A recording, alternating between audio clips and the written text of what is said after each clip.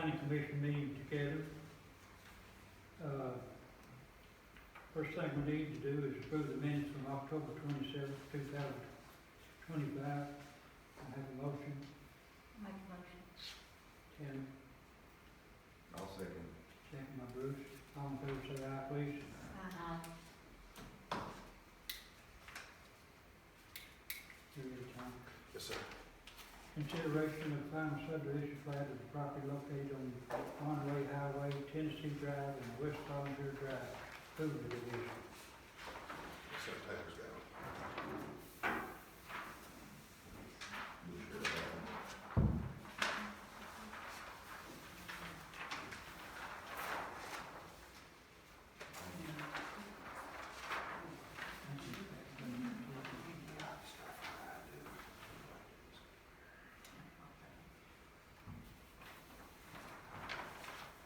Bridget?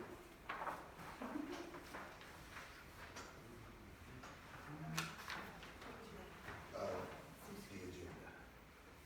You got the agenda? Okay. Okay. This right here.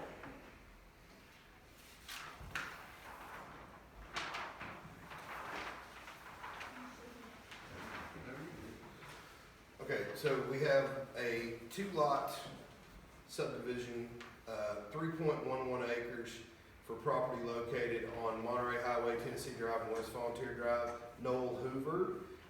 After the division, it is 1.75 acres. Lot 1 is 1.75 acres, an existing residential structure and an existing accessory structure.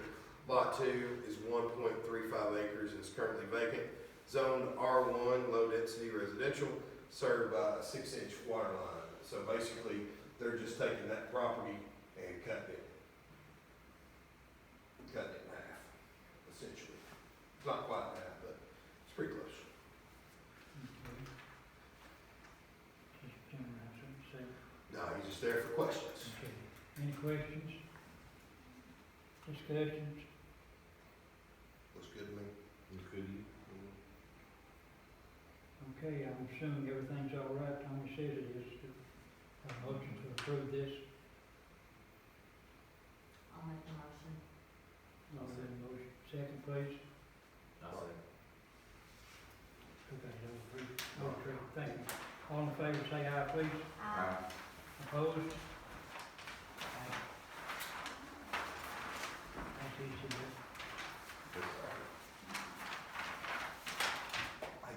When did you say you were going to?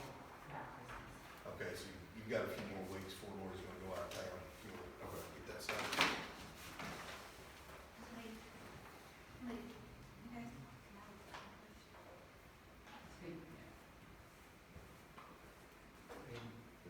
Item 4, consideration of clerical changes to the zoning ordinance. Tommy? Turn that over to our city attorney, Mr. Greco.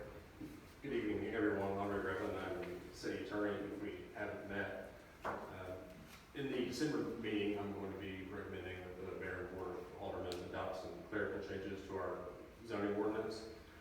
And these don't do anything new to the existing ordinance. These are, again, clerical changes that just clarify or improve upon what the ordinance actually says.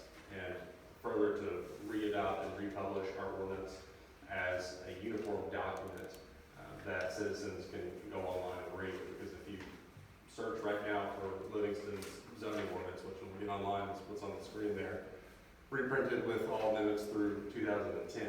Well, we're here in 2025, and we need, lots of stuff has happened since then, and we need a uniform document that people can rely on to be accurate and not have to call up to City Hall to see if anything has changed before they interpret the provisions of that ordinance. So what we're talking about changing here, just a few things in our sign ordinance. We had public comments about this at the last BZA meeting that I thought were helpful and would be useful to incorporate here. You can see on page 2, the first change here is just adding this one sentence to the definition of flashing sign that says, this definition shall include electronic signs with messages that change. And again, that doesn't do anything new, that just spells out what the provision already says. And Andre, while you're going through that, I'm gonna show the old ordinance up there if anybody wants to reference that with what Andre is saying. Thank you. The next change is on page 5 here, and just clearing up the drafting error. I think we had 211-203.9.3, so this just changes that to a .4. And then it improves upon some sort of confusing language about the building inspector taking this to, taking a sign application that's in the historic district to the historic commission. It just says that building inspector can't issue a sign permit until it's been approved by the historic commission. If it's in the historic district, have to do that first. The next couple changes are on page 6. Under subsection G here is a drafting error with an incomplete sentence. We fix that. And then under subsection L, this takes out language that refers to the general penalty clause of the ordinance, because the law says that if you have a penalty in an ordinance, you're supposed to put the penalty in there and say what it is. The constitutional maximum for a municipal misdemeanor is $50 per violation, so we've put that in there. And then the general clerical changes goes to that as well. It says, and this is on page 7, it says, wherever there's a reference to a penalty or the general penalties clause, if it doesn't spell out what the penalty is, that language is stricken and replaced with the same language that says it's a misdemeanor and it's $50 per violation, and each day the violation continues as a separate offense, which is what the general penalties clause says. This specifies that insofar as any of the provisions are the same as what's already been adopted, these aren't new enactments, these are just continuation of the previous enactments. And then the last provision here says that we will work with UCED and MCAS to the extent necessary to republish an updated ordinance that has all the amendments included since this procedure was last done in 1993. So this is really something that we need to do and really should stay on top of doing every year or so, so that we have a uniform document with all of the amendments up to date. So I'm going to recommend that the Mayor and Board of Aldermen pass this at the December meeting, and I'll ask that the Planning Commission approve it as well. And I'll take any questions that you have.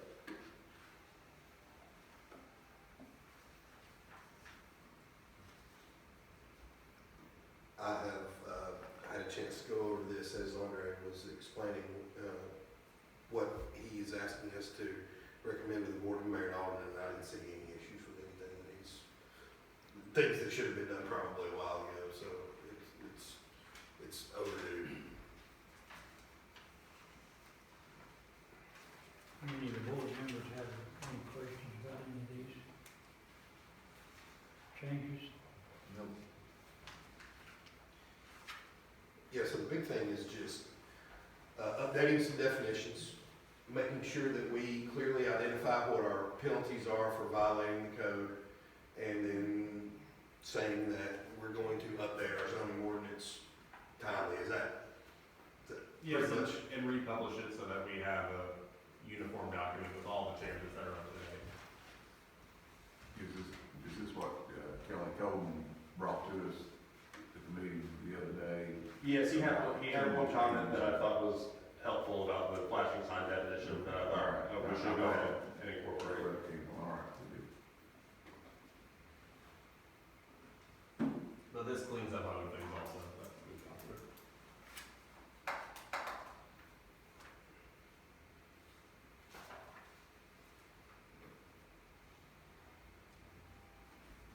So we need a motion to pass this to the board. If it be the will of the committee, recommend in favor of the proposed amendment, if that be the will of the committee. Okay, we need a motion to pass this on to the city council. I'll make a motion. I'll second. Okay.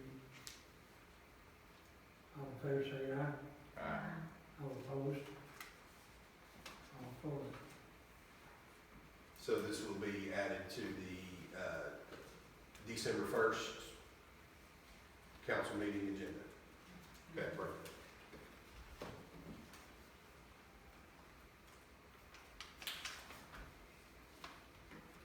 Item number 5, training and powers duties to the planning commission.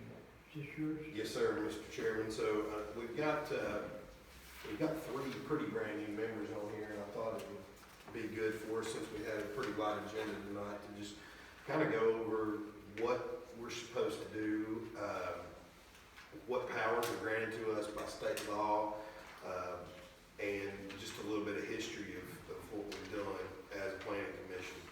And so I'm not going to go over the whole training packet that I gave you, but I did want to get some highlights here. If you'll notice that on the history of planning there, starting in 1962 is when the city formed the Planning Commission, calling it the Livingston Municipal Regional Planning Commission. In 63, they adopted subdivision regulations. I'll explain what those are here in just a little bit. And then in 72, we enacted the zoning ordinance. In 2007, we changed our name from the Municipal Regional Planning Commission to the Livingston Municipal Planning Commission. The difference is there is that in regional planning commissions that are municipalities, they can have extraterritorial jurisdiction outside of their corporate limits with regards to divisions of property and other things as well. But changing our name to strictly being a municipal planning commission means that our jurisdiction simply lies within our corporate limits. We cannot go out and have jurisdiction outside of corporate limits. So if you'll turn over, one of the things that we'll talk about is the composition of the planning commission. And so we have 5 members that shall be private citizens. 1 member shall either be the mayor or the mayor's designee. And mayor, I believe your designee is Lachelle Richardson, if I'm not mistaken. And then our member from the Board of Mayor and Aldermen is Mr. Bruce Elder. And so the citizen members are appointed by the mayor for a 3-year term, with 1 term expiring each year. And Bruce's position on this board is what's known as coterminous, meaning that as long as he is an alderman and the mayor chooses to have him in that, and the alderman want him to be that representative, then he can stay there. Some of the powers that are granted by state law here, you'll see, it just talks about powers of the Planning Commission, and the first is to prepare and adopt an official general plan. The general plan may cover any service that the municipality might provide. Examples of the general plan would be the land use and transportation plan and a major thoroughfare plan. And Robert, I think you were on here when we did this. The land use and transportation adopted in 2008 by the Livingston Planning Commission. And basically what that does is it lays out the city and it shows where the city would like to see the growth go. Talks about the existing land use, what's going on in it, and then where you think it might go in the future. So the second one is make advisory reports and recommendations to all public officials and agencies regarding the general plan and the development of the area. And so it talks about the Planning Commission makes recommendations to the Board of Mayor and Aldermen and to the Board of Zoning Appeals in regards to zoning, road standards, plans of services, annexations, and most other aspects of developments within the corporate limits. Though these powers are advisory only, the Commission may request information from such agencies such as the school board, power board, housing authority, etc., to determine whether their activities are in compliance with the plan. And we'll get into it a little later, but with regards to the recommendations of what we make to the board, a couple of them are for if someone wants to be annexed into the corporate limits, this is the first place that it comes. And they bring us a written request, and we look at that property and see if it's beneficial to both the person requesting it and to the city of Livingston. And then if it does, then we make a recommendation to the Board of Mayor and Aldermen that they annex it into the corporate limits. Another thing that we make recommendations for is the adoption of city streets. If someone builds a new road and is developing a subdivision, and we take a look at that street, if the developer requests it to be put on the city street list, And if it looks good, it's built to our standards, serving citizens of Livingston, then we will recommend it to be put on the city street list. And basically what that means, once it's on the city street list, is that we own the street and that we are the only ones that can make upgrades or modifications to it, do and perform maintenance on it. And we can make recommendations in other areas too, and I'll get to that a little bit later, but those are a couple that we've seen over the last few years. Number 3 is very interesting, and it's called mandatory referral. And this is the power to have advanced notification of the location and extent of the construction or authorization of any public street, building, park, open space, or utility, whether publicly or privately owned, for the purpose of commission review and approval. Compliance with the Planning Commission's recommendation is not required. However, failure to submit mandatory referral could, in case of a court challenge, delay or even jeopardize a project altogether. And so, essentially, we have the power to have any agency come in front of us and tell us what they're doing. So, for example, when Highway 52 was widened here not too long ago, we didn't do this, but theoretically we could have asked TDOT to come in and tell us what they were planning to do. Now, we can't stop TDOT from doing that, but if they would have denied our request of mandatory referral, then we could have slowed them down significantly. But again, that's in the most extreme cases. We typically want to be good partners with the state of Tennessee, but sometimes we need that. We need that information. So just something that we've got in our back pocket in case we ever want to use it. So there are 3 areas, though, that we are the absolute local authority on. The first is what we saw tonight, and that is the approval of preliminary and final plats. Board of Mayor and Alderman cannot override us if we approve a subdivision plat. That's where we have supreme authority. The second, in how we determine what we approve and what we don't approve, is number C there, the adoption and amendment and enforcement of subdivision regulations. We are the sole determinant on how property is divided in the city of Livingston. Now, the mayor does have some checks and balances because the mayor appoints this board. And then the aldermen choose their representative. And so they do have a little bit of oversight as far as they control who the membership is, but as far as the approval of plats or the adoption of subdivision regulations, we are the supreme authority there in the region.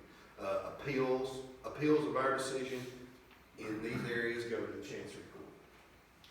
And then the final way is the approval of site plans, and that is authority that is given to us by the Board of Mayor and Alderman of the Council. So we established that through the zoning ordinance, and the council allows us to approve site plans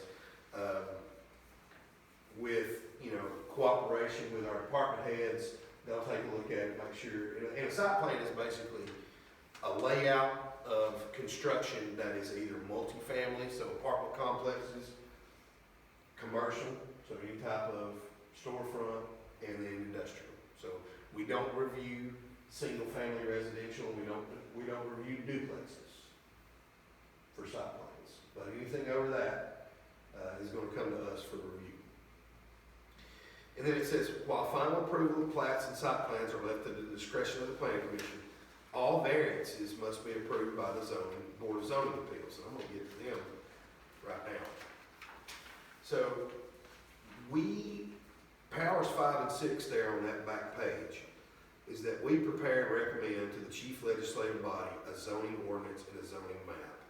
And what those things do is they regulate land use in the city limits of Livingston. They say what can be done on a particular property. Typically, and then how we determine what uses can go where. What uses is defined by the zoning ordinance, where is defined by the zoning map.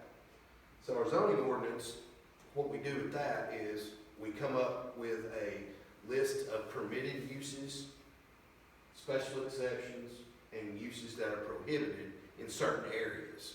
And these areas are designated by zoning districts. We have residential districts where basically only houses and apartments and things like that are allowed. We have commercial districts where we focus on businesses. And then we have industrial districts where we focus on where they make things, where manufacturers are located. And so that helps the town regulate land use. And while the council adopts both of these things, any change to that ordinance or that map starts with us, just like what Andre presented a little bit earlier. We take this, we look it over, and then we recommend it to the council. So, with that being said, the council can override our recommendation. And we don't have to make a recommendation, but it just has to start with us. It has to come here first. So if we would have said, so we recommended to approve this tonight to the council. But if we would have said, we don't like this and voted not to recommend it, or if we recommended against it, it still goes to the council, just with a negative recommendation for the planning commission. Or if we said, I don't feel like I've had enough time to review this, and we just pass, it still goes to the council with no recommendation. The law says that we have to have an opportunity to make a recommendation to the planning commission. So, talking about the Board of Zoning Appeals, they're a completely separate body. They are appointed by the mayor, but they are what's known as a quasi-judicial body. And so they make determinations when people ask for variances or special exceptions or administrative review from the zoning ordinance. And so, quite simply, those three things. A variance is when you have a number that you either want increased or decreased. So if a property is supposed to be 10,000 square feet and someone wants a 9,000 square foot lot, instead of a 10,000 square foot lot, they would go to the BZA and ask for that permission. We have some uses that are what's known as special exceptions, where they are allowed to exist, but only under certain conditions. So for example, if you wanted to, I'm trying to think of what a good one would be. If you wanted to do a customary home occupation, which is home-based business, you want to cut hair out of your garage or whatever. There are certain districts where that is a special exception, so you have to go in front of the board, present your case, and then they will let you know one way or the other whether or not you can start that business. And then finally, something that we've seen the last couple of months is administrative review. And administrative review is where the codes enforcement officer makes a determination based upon the zoning ordinance, and then the citizen disagrees with their interpretation. So the Board of Zoning Appeals is the citizen's appellate method without having to take it to court. Like it would start with the Board of Zoning Appeals. And then either the BZA would agree with the codes enforcement officer or they would agree with the citizen. And so that being said, the Board of Zoning Appeals appeal, if you don't agree with the decision of the BZA, again, that goes to the Chancery Court. So the council cannot override decisions made by the Board of Zoning Appeals at all. And they can't override us with regards to subdivision plats or site plan. But they can on zoning issues. Okay? And now finally, I'll just real quickly talk about the role of the staff planner, which is me. And so I work for the Upper Cumberland Development District, but the City of Livingston contracts with me and has since 2009 to come up and give advice to Planning Commission and the Board of Zoning Appeals. And so, but one thing that you guys always need to understand is the decision is yours. Anything that comes here, my advice is simply that. It's a recommendation. And so, if you don't agree with what I'm saying, you need to vote no. Or vote the other way. Yes, no, however you want to vote. So, I'll just read these real quick. And it says the role of staff planners attend the meetings of the Planning Commission and the Board of Zoning Appeals. Work with the codes enforcement officer to give the best recommendations to the planning commission regarding the approval or denial of subdivision plats and site plans. Advise the board of zoning appeals with regards to variances, special exceptions, and administrative review. Act as a liaison between the town of Livingston and the Federal Emergency Management Agency. Help out with any mapping requests through GIS information systems. And then assist with the plan of service study with regards to annexation. Now, there are more things, but those are basically what I'm contracted to do. But if mayor or council or somebody else asks me to do something that's outside that scope, I'll more than likely handle that. And then the final thing is what it goes back to what I was talking about earlier. The recommendations that the staff planner gives are advisory only. The ultimate power of decisions with the planning commission and the board of zoning appeals. Take that with you. Remember that. Ultimate power is with you. So that's all I got for that. You guys have any questions about any of that? Yeah, who is the codes enforcement officer? Great question. I was hoping we'd get to that, Mayor. We hired a new one, started today, his name is John Hunt. He's got some training to do, so. John Hunt, that's very good. It was Darius Sims forever, Christian took over after him, and then we had Walter. Yeah. Other questions? That'll do it for me, Mr. Chairman. Thank you, Tommy. As usual, you did a fine job. Thank you. Does that take care of our training for the year? Well, it takes care of a component of it. We have, we've done some training throughout our meetings. I know that. Okay. Number 5, no, that's, It should be number 6. all right, okay. Any other business that the board wants to bring up tonight? Anybody in the audience wants to bring up something? Oh, did you say we weren't gonna meet? Right, I was fixing. We will not meet in December. Yeah, Too many holidays. Broadway, Batson. Yes, sir. Did you mention in your training about your special powers under certain circumstances? Are you talking about my administrative approval? Yes, sir. Yeah, so, thank you, Ron. So, if we have to cancel a meeting for a month, whether that be for holiday, like, in December and May, we typically don't meet, or if we were to not have a quorum, if there is a subdivision plat that comes in front of, that is submitted, and we don't have a meeting that month, if it's 2 lots or less with no variances, I can do what's known as administrative approval, which is, I look at it, make sure it complies with our regulations, and if it does, then I'll hand it to Lori and recommend that she sign it. But of course, all of the public works folks have to sign off on it too, so it's not just a my decision. I simply do compare it with the zoning ordinance, the subdivision regulations, and then the public works folks sign off on it as well, and give it to Lori. Okay. I didn't have that authority when I originally came up with this, Ron. You caught me. We trust you now. I guess so. Anyone else? Need to bring something up tonight? Adjourn? I'll take that as motion. Second. Second. All in favor, say aye. Aye. Thank you all. See you in 26, y'all. Yes, sir.